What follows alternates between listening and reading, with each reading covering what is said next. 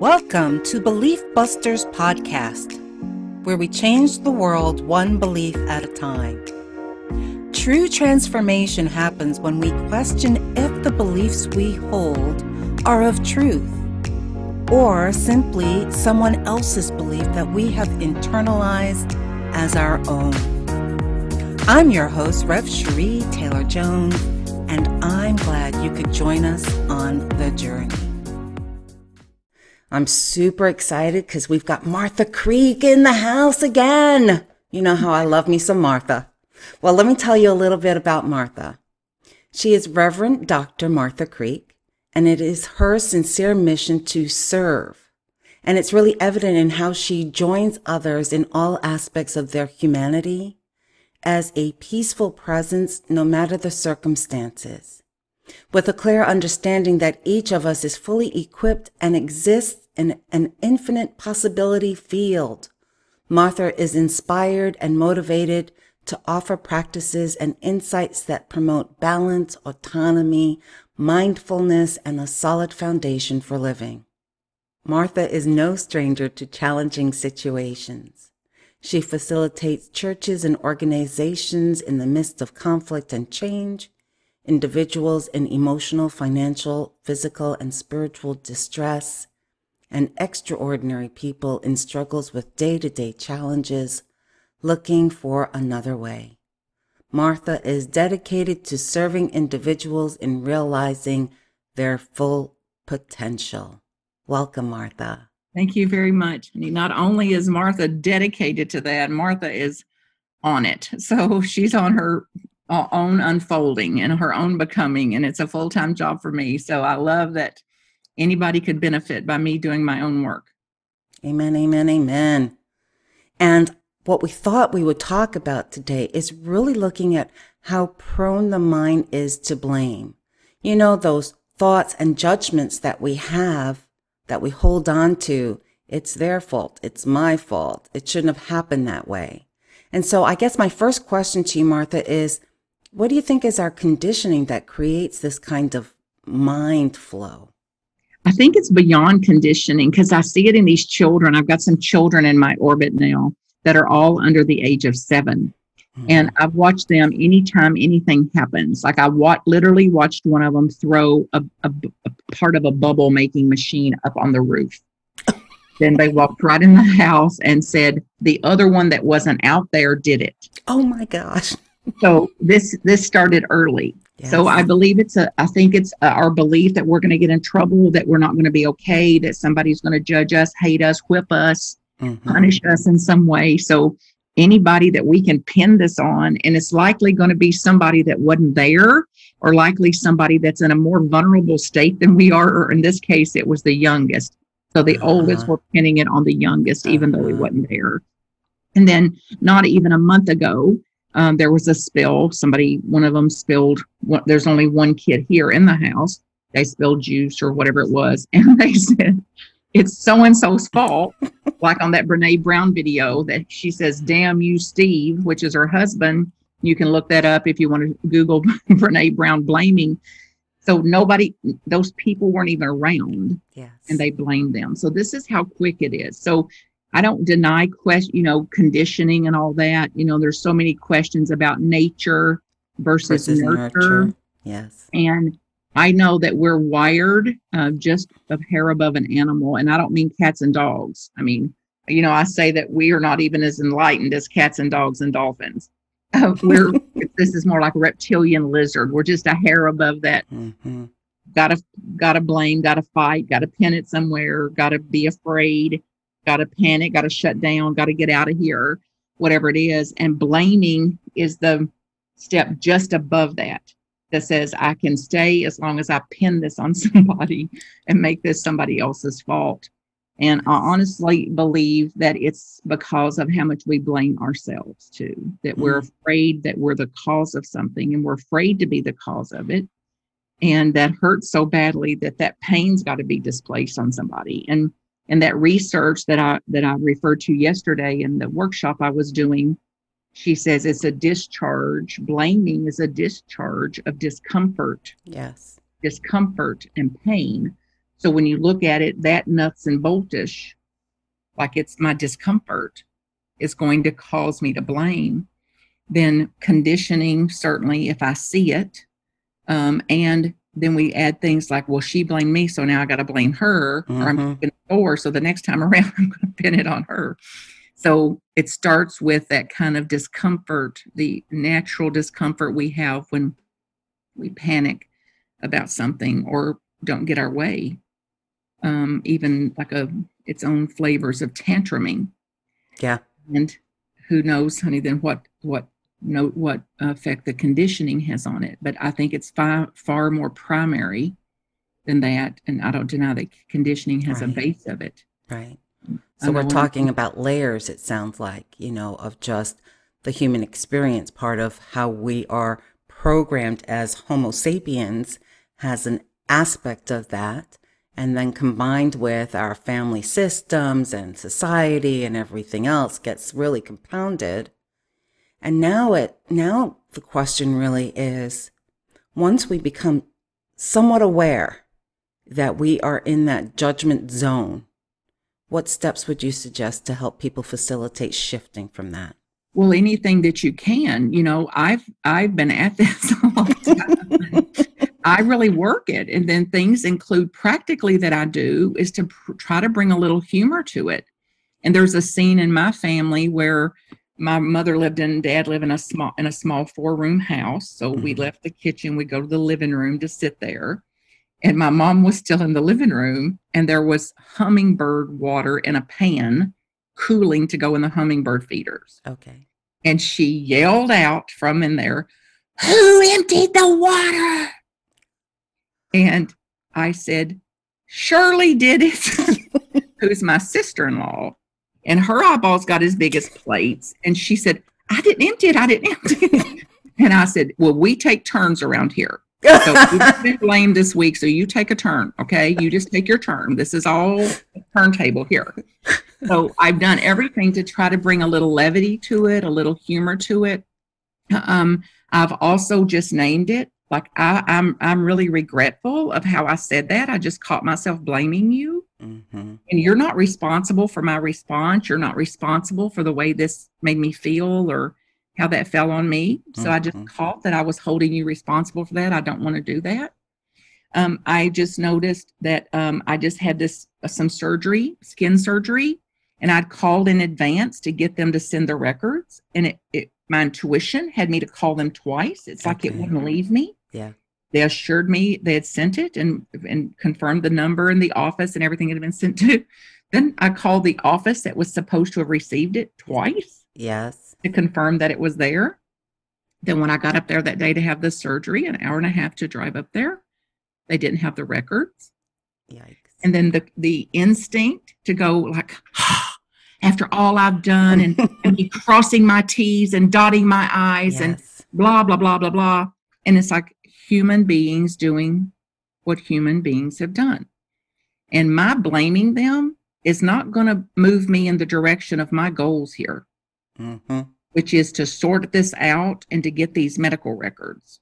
So the more time I spend blaming them and shaming them and guilting them of their incompetency and how their systems are off and whatever else, then I'm not using that energy to say, how could we quickly get those records over here? Right.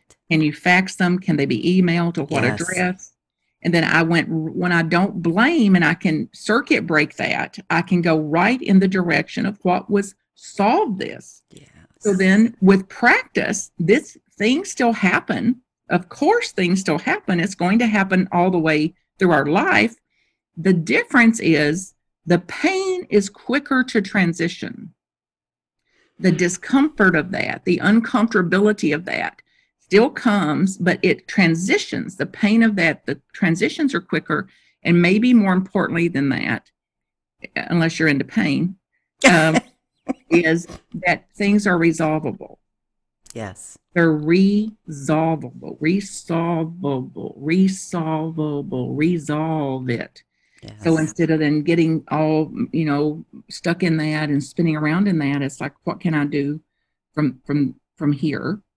I've also done many, many deep inner process work to look back at what the judgments and the sorrows and the regrets and the hates and all that I had against people in the world, my family, my parents, siblings, anybody else in the world, and done all matters of forgiveness and all matters of relating to them and what I could learn from observing their life and what they had been through to get understanding about why they would have done the things they did. Yes. So then instead of blaming, I'm more apt to understand, which doesn't mean I wouldn't take action. It doesn't mean I wouldn't put somebody in jail. It doesn't mean I wouldn't file a charge against somebody if something was critical or really problematic or something, but I can do it with less angst. Yeah.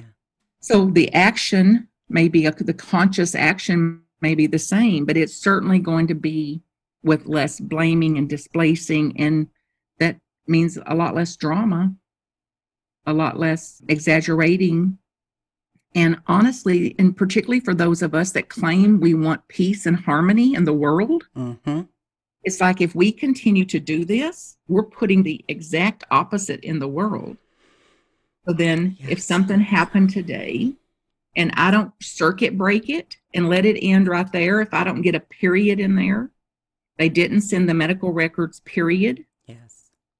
Then I'm putting in the world more violence, more hate, more disgust, more irritation, more frustration. And if quantum theory is accurate, then I've just created that in the world. Yeah. I've just caused that in the world. And it's the last thing in the world I want to cause in the world. Right. So it means if I've either got to grow up out of some of that and repattern myself to say, I got to get a period in there. They didn't send the records, period. Yeah. Then there's no pain in that much. Then it's like, what would resolve this? Yes. What would be sane, sensible action here? And then to go in that direction, or to absolutely stay in the blaming, and then the allure, not only to blame them, but to talk about that all afternoon. Can you believe what happened after all I did and after all my calls? And look at what I did and look what I had to do. And then that day's over. Then somebody says, hey, Martha had that surgery. Go, well, you'll never believe it. So then off I go again. And then so that, and the mind doesn't know the difference of that happened once or 20 times. The more I tell it, the body is responding to me telling it. Yes. So the cortisol, those chemicals, those things that are coursing through our system are coursing through with me telling the story, even though it's as over as it's ever going to be. So I'm keeping my stress alive, so to speak. Correct. I really like what you're talking about, that this is an ongoing process. It's not like you figure it out one time and it's complete and you hit enlightenment like so many of us tend to think. It's an ongoing, everyday being conscious and making those decisions and making those choices. And I really love what you say. The more that we do this work, it's not that it doesn't happen again. It will happen. But now we've got a fast track to resolution, a fast track of moving from that pain into, all right, so how can we make this a win-win situation? Absolutely. And I read that yesterday from Dr. David Hawkins, who I study and continue to study years later, decades later, and bring forward once a month. Anybody can find that on the website.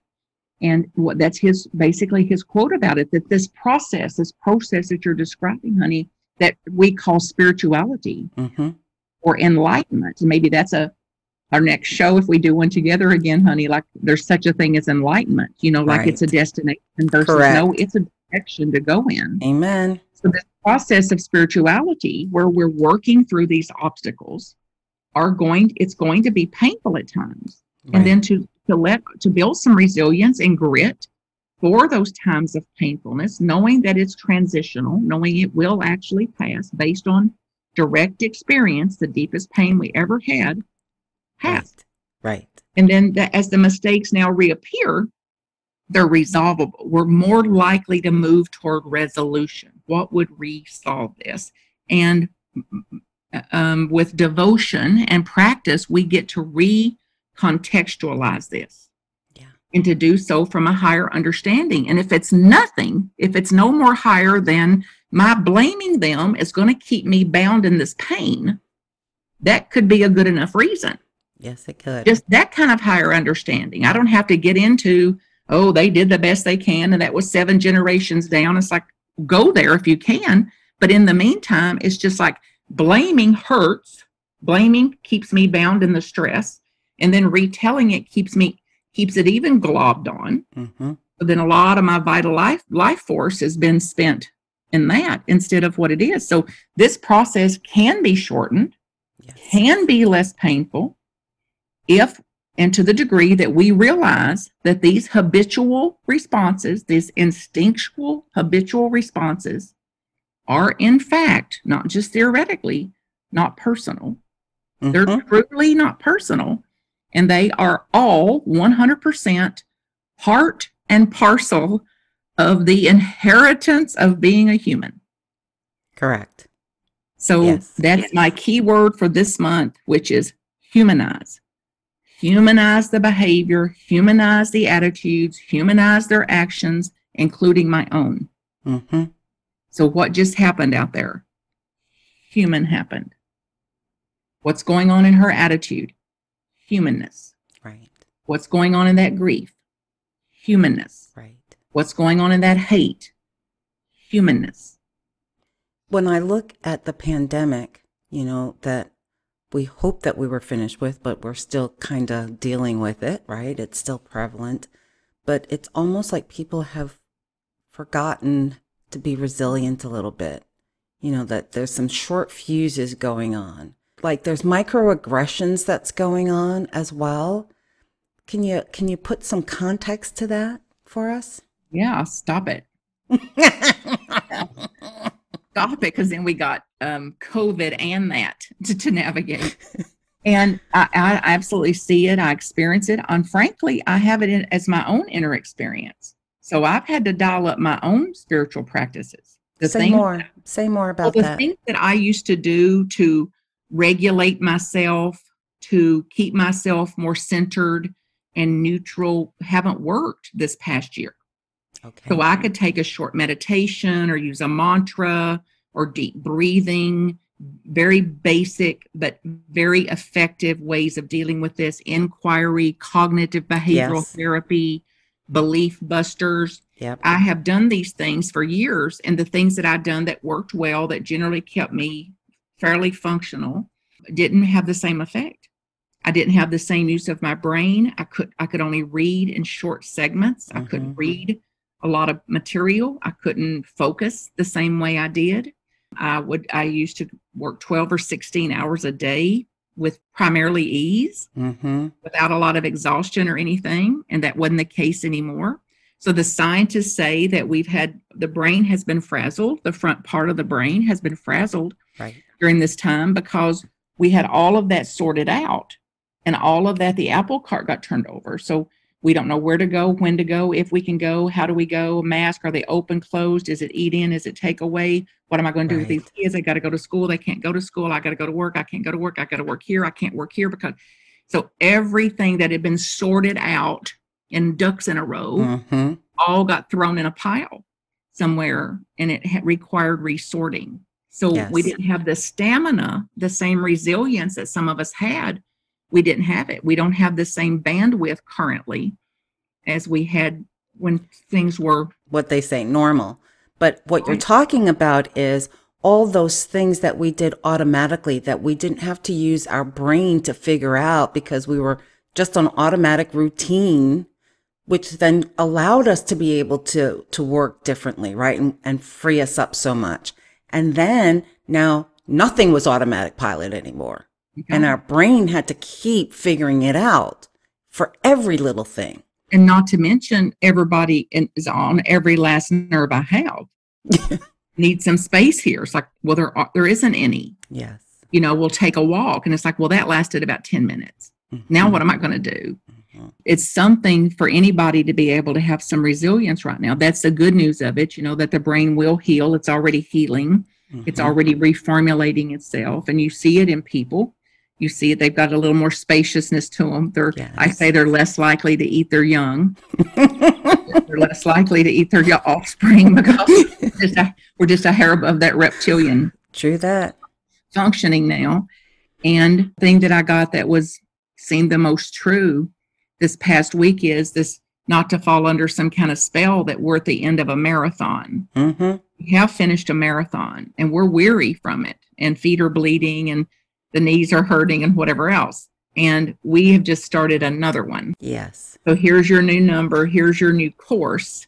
So is this resilience that you're speaking about is wise. And then what I would encourage me, as I hear it again today, it's one of my favorite words too. And honestly, I've said it so many times. It's my, besides resourcefulness, I akin it to resourcefulness. It's my favorite part of us humans.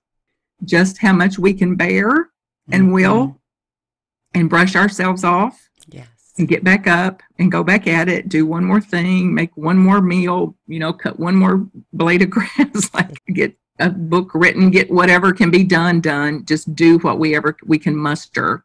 But so far, humans have proved that there's some with an uncommon grit and an uncommon resilience. Yes. And an uncommon resourcefulness, even through pain and loss and torture and other very extreme things, and tiredness and exhaustion, to find a little breath here and there that they can ride the wind of, to get to jump on that breath and let that breath do whatever it can do. Any practices that you would suggest to help us as we continue into this next marathon? Get a little more lighthearted and looking at how I blame and how quick it is, and simply say, okay, in this situation, I'm not going to blame anybody. So if I go out there to start my car and the tire's flat, I'm not going to blame anybody for it. I'm not going to blame myself, the people that put the tire on. I'm not going to blame the car maker. I'm not going to blame the nail in the tire. I'm going to say, tire flat. Now, what would resolve this? Yes. What would a sane, sensible person do here?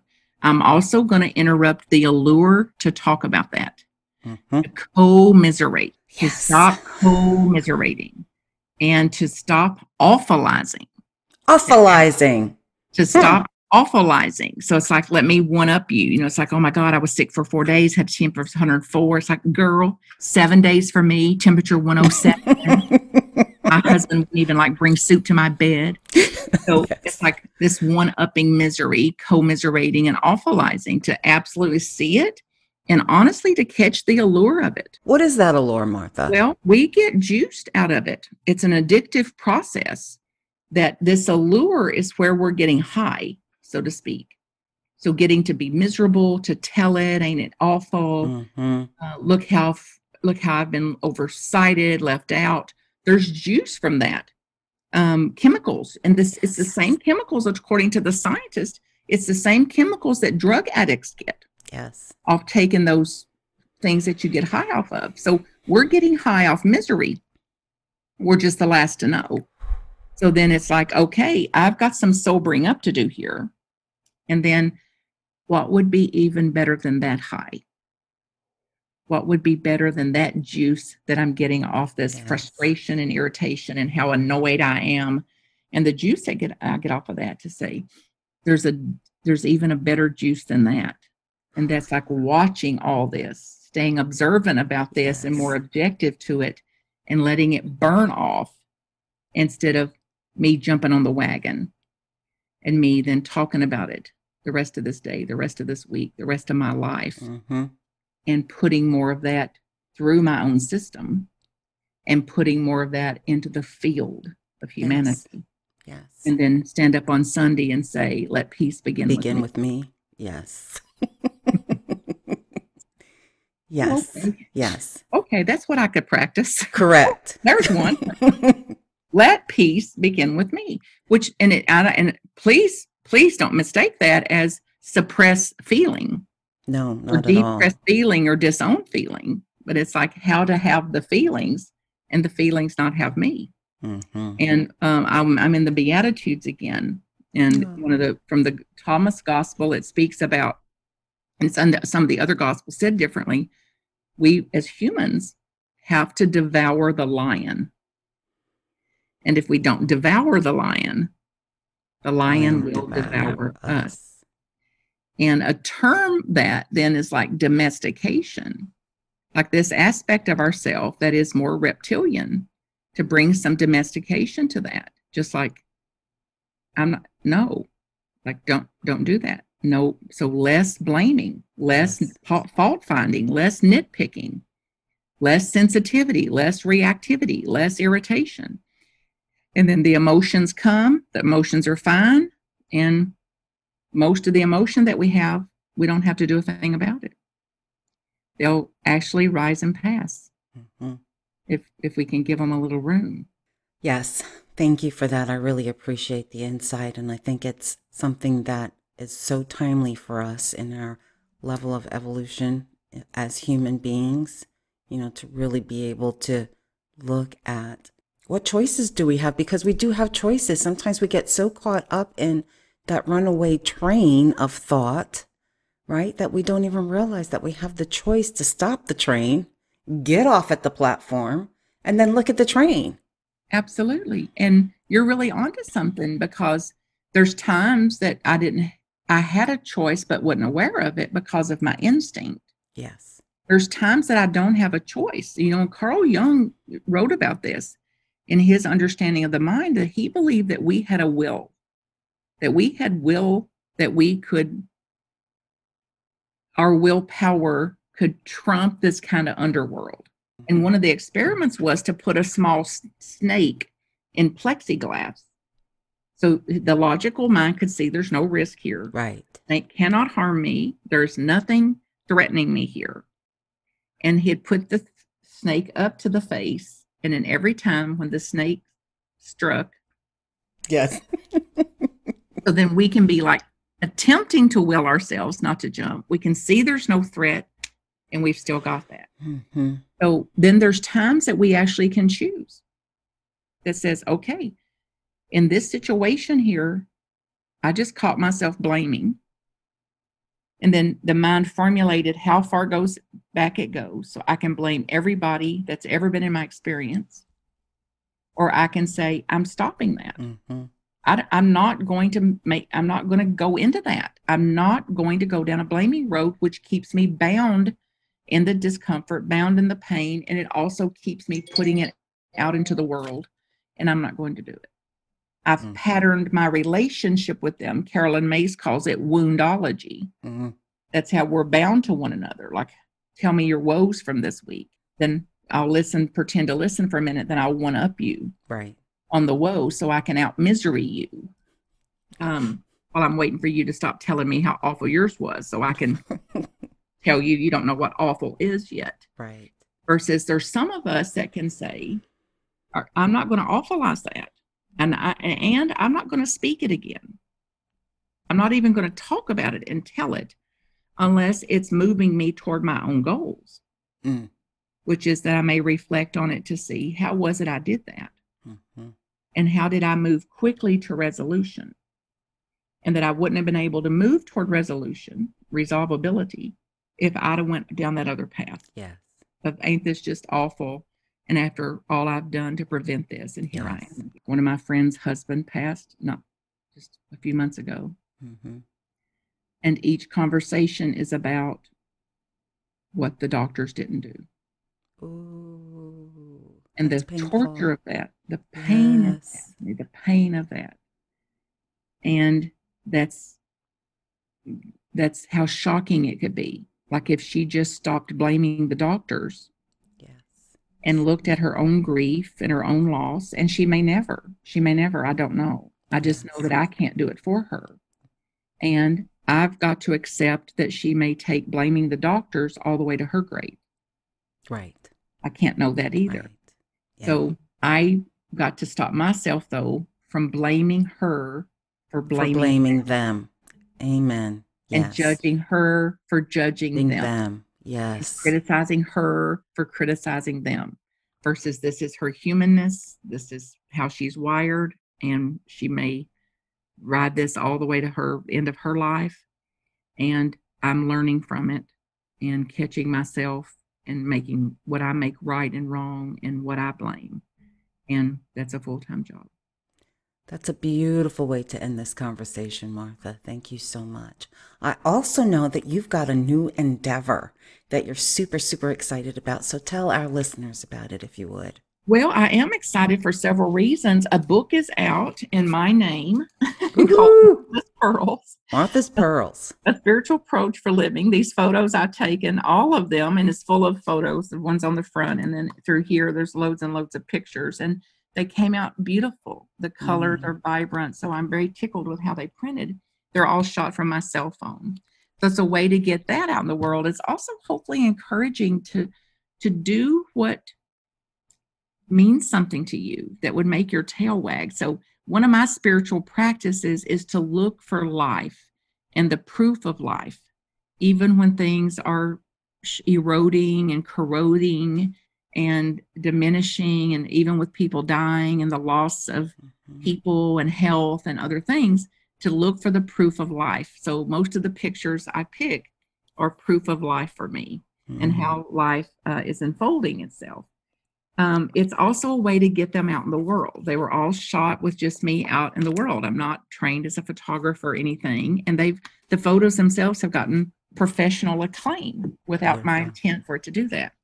And the book itself is practical. It is newsletters that I've written over the years, and that somebody said, they're so good, Martha, put them in a book, put them in a book, put them in a book. And I said, you put them in a book.